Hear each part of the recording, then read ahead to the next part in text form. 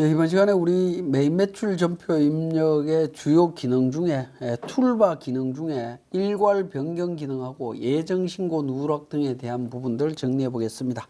교재는 297페이지가 되겠습니다. 297페이지에 툴바 기능 관련되는 부분이 있는데요. 자, 마찬가지로 툴바에 보시면 가로 세 줄 있는 툴바 모음이라고 있습니다. 이거 클릭해서 보시면 숨겨져 있는 모든 메뉴들을 전부 다 기능들을 확인하실 수가 있습니다. 그 참고로 보시면 되겠고요. 자, 내용 있는 부분에서 한번 보시면 우리 복사라고 하는 부분은 일반 전표에서 복사하는 내용하고 동일하다라고 보시면 되겠습니다. 예를 들어서 5월 17일 날 전표 하나 선택하신 다음에 복사 누르게 되면 몇 월 달로 복사할 거냐 하는 부분이 있습니다. 이건 뭐 복사 기능 활용하시면 되겠고요. 복사 기능 옆에 역삼각표 되어 있는 부분에 보시면 여기에서 이제 이동, 선택, 뭐 정자 일괄, 붕괴 일괄, 유형 일괄, 품목, 의제류 있는데요. 자, 일반적으로는 붕괴 일괄 변경 관련되는 부분 한번 보도록 하겠습니다. 자, 전체 선택을 해서 예를 들어서 전체 선택해서 자, 붕괴를 일괄 한번 변경해 볼까요? 자, 붕괴 일괄 변경이라고 해서 클릭을 하시게 되면 현금, 외상, 혼합, 카드, 추가 관련되는 부분이 있습니다. 전부 외상이다라고 해서 실행을 하시게 되게 되면 전부 외상으로 다 바뀝니다. 그죠? 60개 다 바뀌었다라는 멘트 나타납니다. 그죠? 관련되는 부분 전부 외상으로 처리되어 있는 것을 확인하실 수가 있습니다. 자, 그런데 여기에 보시면 카과라고 있죠. 카드 매출과 관련되는 부분들은 사실은 붕괴 유형이 일괄 변경될 부분들은 아니죠. 외상으로 처리될 부분들은 아닌데 외상 처리되어 있는 부분들이 있습니다. 그렇다 하더라도 카드 관련되는 부분으로 자동으로 거래처가 등록이 되어 있습니다. 이거는 크게 문제될 건 없을 것 같고요. 자, 이렇게 처리된다라는 거 확인하실 수 있겠고, 그 다음에 유형 일괄 변경을 한번 보도록 하겠습니다. 우리 부가세 유형에 대한 유형인데요. 자, 예를 들어서 선택을 해보겠습니다. 첫 번째 4월 1일자, 4월 24일자 있는 유형이 유형 일괄 변경이라고 하는 부분이 있습니다. 이 부분을 매출 부분이고요. 이 부분을 우리는 영세율로 이렇게 변경하겠다라고 하면 영세율 구분에 있어서는 변경한다라고 하고 말풍선 눌러서 내국신용장이다. 뭐 이렇게 등록하실 수 있습니다. 그러면 이렇게 변경 실행을 누르게 되면 영세율로 이렇게 자동으로 바뀐 것을 확인하실 수 있습니다. 그런데 과세 부분에 있어서는 유형을 변경하실 일은 별로 없습니다. 면세와 관련되는 부분에 매입과 관련되는 부분에 있어서 이런 이제 세무조정 수수료라든가 그 다음에 전화요금이라든가 이런 부분들은 선택하신 다음에 F4 복사 옆에 삼각표 눌러서 유형 일괄 변경이라고 해서 유형 매입이고요. 불공으로 처리하겠다라는 겁니다. 불공제 사유는 변경하고요. 자, 공통 매입이다라고 하면 9번 나와 있는 공통 매입을 선택해서 변경 버튼을 누르게 되면 불공제로 이렇게 처리되는 내용들을 확인하실 수 있습니다. 그래서 실무적으로는 붕괴 일괄 변경보다는 유형 일괄 변경을 실무적으로 많이 사용합니다. 자, 그 다음에 300페이지에 의제류 일괄 변경이라고 하는 부분도 있습니다.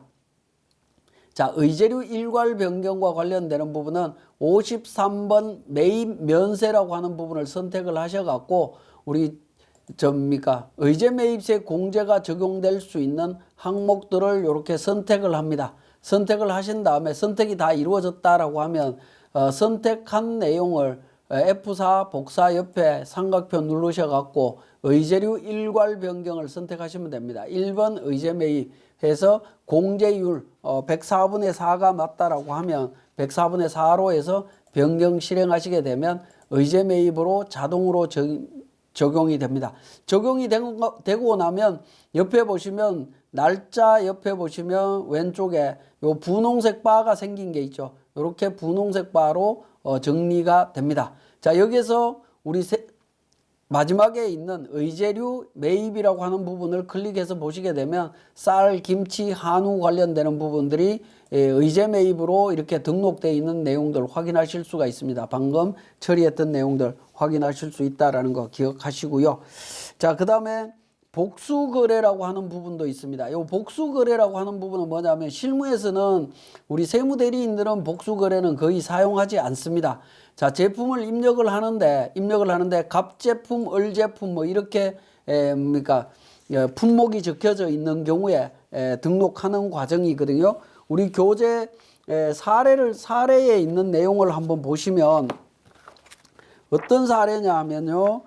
교재에 보시면 335페이지에 사례가 있습니다. 전자세금계산서 보시면 갑을병정 해갖고 갑을병에서 세 가지 제품이 이렇게 나간 경우 있습니다. 이런 경우에 이제 복수거래로 입력을 하는 건데 실무에서는 실제 사용하지는 않습니다. 사용하지는 않는데 전자세금계산서를 발행할 때 세부적으로 발행하시겠다라고 하면 F7번에 있는 복수거래 버튼을 통해 갖고 등록을 해주시면 되겠습니다. 그렇게 등록한다라는 거 말씀드리고요.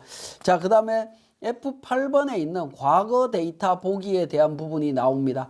자, 병제품에 대해서 대청봉 거래와 관련되는 부분에 있어서 F8 과거 데이터 보기 누르게 되면 과거에 4월 18일 날 전표 입력되어 있는 부분이 있네요. 병제품으로 해서 이렇게 처리되어 있다라는 거 확인하실 수가 있습니다.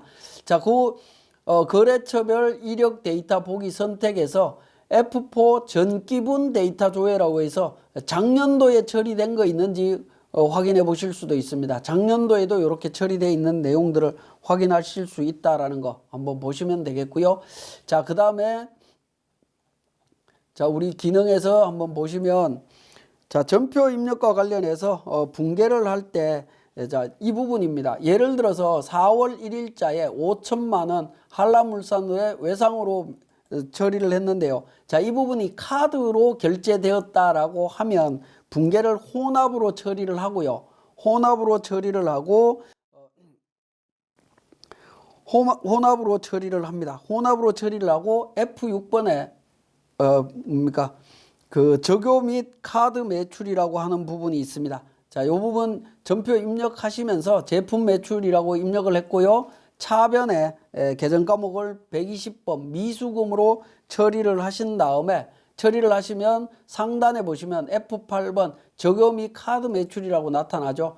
여기에 이제 적요하고 카드 세금계산서 교부분이고요. 신용카드 회사를 선택을 해주시면 되겠습니다. 국민카드 해서 등록해 주시게 되면 이 부분이 실질적으로 세금계산서와 카드 매출이 동시에 발생이 되었다라는 부분이 되겠습니다. 자, 이렇게 등록하면 추후에 우리 부가가치세 신고할 때 신용카드 매출전표 등 발행금액 직계표에서 4월달 부분만 조회를 하게 되면 4월달 부분만 제가 조회를 해보겠습니다.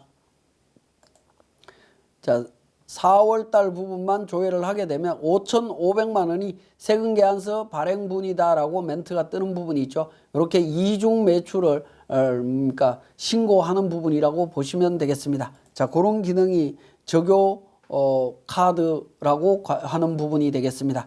보통은 이제 카드 붕괴로 이제 바로 들어가는데 요거는 세금 계산서가 들어왔기 때문에 혹시라도 이렇게 붕괴하실 경우가 있다면 이렇게 처리를 하시면 되겠습니다. 자, 그렇게 해서 정리가 되고요. 그 다음에 302페이지에 간편 집계와 관련되는 부분이 되겠습니다. F11번 간편 집계 클릭하시게 되면 지금까지 지금 이제 9월 달이죠. 9월 제가 지금 진행하는 부분이 9월이니까 7월부터 12월 달까지 부가세 관련되는 유형에 대한 내용들을 집계해주고 있습니다. 자, 예를 들어서 그러니까 간편 집계를 통해 갖고 보시게 되면 간단하게 총 금액이 어떻게 진행이 되고 있는지 확인하실 수 있다라는 거고요. 자, 간편 집계 옆에 보시면 삼각 표시인데 요거 눌러 보시면 그러니까 여러 가지 기능들이 있습니다. 일일 자금 계정 조회, 탭 화면 설정, 고정자산 등록, 품목, 인감, 의제, 재활용, 외화해서 뭐 쭉 있습니다. 여기에 필요한 정보들이 있다면 그 부분 활용해 주시면 될 것 같습니다. 자, 부가가치세 유형별 집계라고 하는 메뉴 한번 보시면 매출 매입과 관련해서 집계된 정보, 카드, 현금 관련되는 정보들을 그러니까 우리 매매출 전표에서 확인하실 수 있다라는 거 보시면 되겠고, 나머지 내용들은 그대로 쭉 넘어가시면 되겠고, 가산세 입력 관련되는 부분도 넘어가도록 하겠습니다.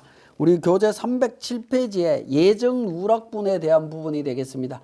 부가가치세는 예정신고와 확정신고로 구성이 되어 있는데, 예를 들어서 4월 1일자, 그러니까 4월 1일자가 아니라 4월 1일 이전분이 되겠죠. 이전분에 대한 부분 다시 조회를 하겠습니다. 자, 다시 조회를 해서 내용들을 한번 살펴보도록 하겠습니다. 자, 정렬에 대한 부분들 입력순으로 되어 있는데 일자순으로 제가 교체를 하고요. 자, 3월 달에 전표 입력되어 있는 부분이 있는데 3월 달 전표, 1월 달 전표로 보도록 하겠습니다. 자, 1월 달 전표, 1월 5일 날 100만 원, 그러니까 과세 부분이네요. 자, 그 부분 말고 새로 만들죠. 자, 예를 들어서 3월 31일 날 과세 부분입니다. 세금 계산서 제품 매출이라고 가정을 하겠습니다. 500만 원 제품 매출해서 미란 시럽으로 매출을 했습니다. 외상으로 매출을 냈는데, 자, 이 부분을 우리가 신고할 때 4월 25일 날 예정 신고할 때 신고했었어야 되는데, 만약에 누락했다라고 하면 이 부분은 확정 신고 때 제출하시면 됩니다. 확정 신고 때 제출하는 방법이 우리 간편 집계에서 역삼각표 누르셔 갖고 보시면 하단 부분에 내용이 나옵니다. 하단 부분이 아니고요. 예정 누락분이라고 해서 SFO 예정 누락분 나오죠. 자, 이 부분 클릭하시게 되면 두 건에 대해 갖고 선택되어 있는 게 지금 두 개입니다. 두 건에 대해서 2022년 4월 1일 날 제출한다라고 해서 확인 버튼을 눌러주시면 되겠습니다. 그러면 어떻게 됩니까? 요 3월 31일자 전표는 매출인데 누락이 됐다라고 멘트가 뜹니다. 그죠? 매출인데 누락이 됐다라는 멘트가 뜨면서 우리 부가세 신고할 때 세금계산서 합계표 조회를 하시면 세금계산서 합계표 4월 달부터 6월 달까지 조회를 하게 되면 관련되는 매출이 여기에 자동으로 반영이 됩니다. 자동으로 반영이 되도록 되어 있고요.